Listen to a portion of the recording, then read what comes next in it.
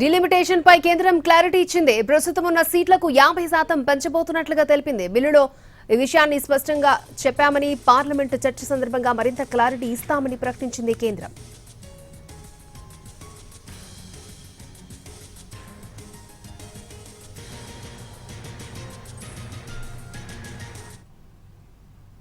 Right, delimitation పై కేంద్రం క్లారిటీకి సంబంధించి మరిన్ని వివరాలను మా ప్రతినిధి ఢిల్లీ నుంచి రాజు మనకు అందిస్తారు. రాజు.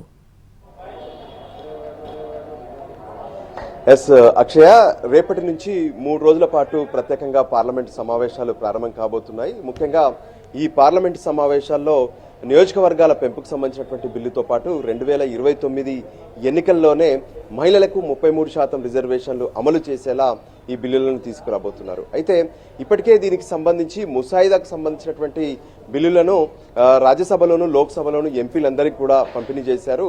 అయితే ఈ సందర్భంగా ఎవరికి వాళ్ళు పెద్ద ఎత్తున దీనిపైన దుష్ప్రచారాలు చేస్తున్నారు. అంతేకాదు ఈ లెక్కలకు సంబంధించినటువంటి విషయంలో ఎవరికి వారు లెక్కలేసుకుంటూ అన్యాయం జరుగుతుందంటూ కూడా మొరపెట్టుకుంటున్నారు. ఇవన్నీ కూడా సరైనవి కావు అంటూ కేంద్రం ఒక క్లారిటీ పిక్చర్ ఇచ్చినటువంటి పరిస్థితి కనిపిస్తుంది.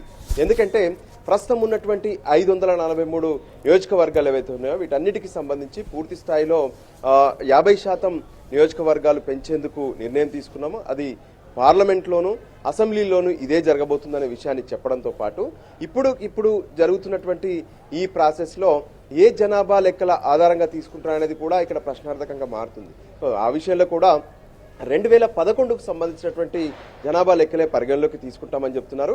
ఎందుకంటే ఈ పునర్విభజన అనగానే సీట్ల పెంపు ఒకటే కాదు, దాంతోపాటు రిజర్వేషన్లకు సంబంధించినటువంటి పెంపు విషయంలో కూడా ఒక క్లారిటీ ఇవ్వాల్సినటువంటి అవసరం ఉంది. సో దానికి అనుగుణంగానే ఎస్సీ ఎస్టీలకు ఏ విధంగా రిజర్వ్ కాబోతున్నాయి, అది కేంద్రంలో కావచ్చు, అంటే లోక్సభలో పెరిగేటటువంటి సీట్ల విషయంలో కావచ్చు, దాంతోపాటు రాష్ట్రాల్లో ఉన్నటువంటి అసెంబ్లీలో కూడా ఎలా ఉండబోతుందనే దాని మీద పదే చర్చ జరుగుతున్నటువంటి పరిస్థితి కనిపిస్తుంది. సో దానికి అనుగుణంగానే వీటి అన్నిట్లో కూడా రేపు బిల్ ప్రవేశపెట్టగానే కేంద్ర ప్రభుత్వం పూర్తిస్థాయి క్లారిటీ ఇవ్వబోతుందనే విషయాన్ని స్పష్టం చేశారు.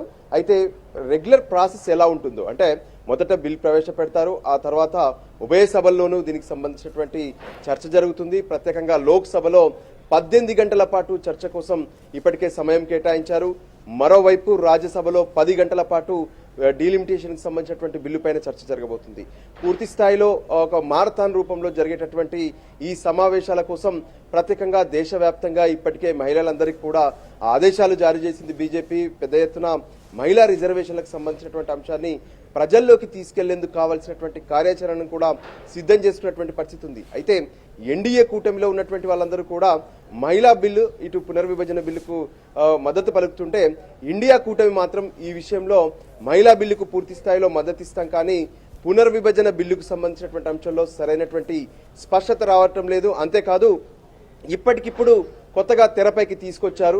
సో ఏ విధంగానైతే ప్రస్తుతం జరుగుతున్నటువంటి జనగణనకు సంబంధించినటువంటి లెక్కలన్నీ కూడా వచ్చాక ఆ తర్వాతే ఎందుకు డీలిమిటేషన్ చేయరంటూ కూడా ఆందోళన వ్యక్తం చేస్తూ ఈరోజు మధ్యాహ్నం ఖర్గే నివాసంలో జరిగినటువంటి ఇండి కూటమి సమావేశంలో పునర్విభజన బిల్లుకు వ్యతిరేకిస్తున్నామంటూ కూడా స్పష్టమైనటువంటి ప్రకటన చేసినటువంటి పరిస్థితి కనిపిస్తుంది.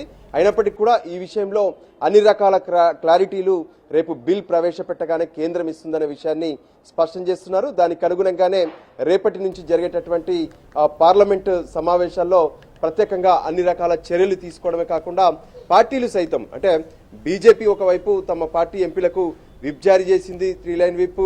ఈ 3 రోజుల పాటు ప్రతి ఒక్క ఎంపీ ఖచ్చితంగా పార్లమెంటు ప్రారంభం నుంచి పార్లమెంటు వాయిదా పడేంత వరకు కూడా అందుబాటులోనే ఉండాలనే విషయాన్ని స్పష్టం చేస్తూ విప్ జారీ చేశారు. అదే సమయంలో కాంగ్రెస్ పార్టీ కూడా విప్ జారీ చేసింది, మిగతా పార్టీలన్నీ కూడా విప్ జారీ చేశాయి. ఎందుకంటే ఇక్కడ జరిగేటటువంటి కీలకమైనటువంటి చర్చ సందర్భంగా అందరూ హాజరవ్వడం ఒకటైతే, మరోవైపు అవసరమైతే ఏదైతే ఓటింగ్ సమయంలో కూడా సంఖ్యాబలం ఖచ్చితంగా చూడాల్సి ఉంటుంది. అందుకోసమే హాజరయ్యేటటువంటి వాళ్ళందరికీ కూడా పూర్తి స్థాయిలో అన్ని రకాల ఆదేశాలు జారీ చేశారు. మరోవైపు రేపటి నుంచి జరిగేటటువంటి ఈ పార్లమెంట్ సమావేశాల్లో అందరూ కూడా ఉత్కంఠగా ఎదురు చూస్తున్నారు. ఎందుకంటే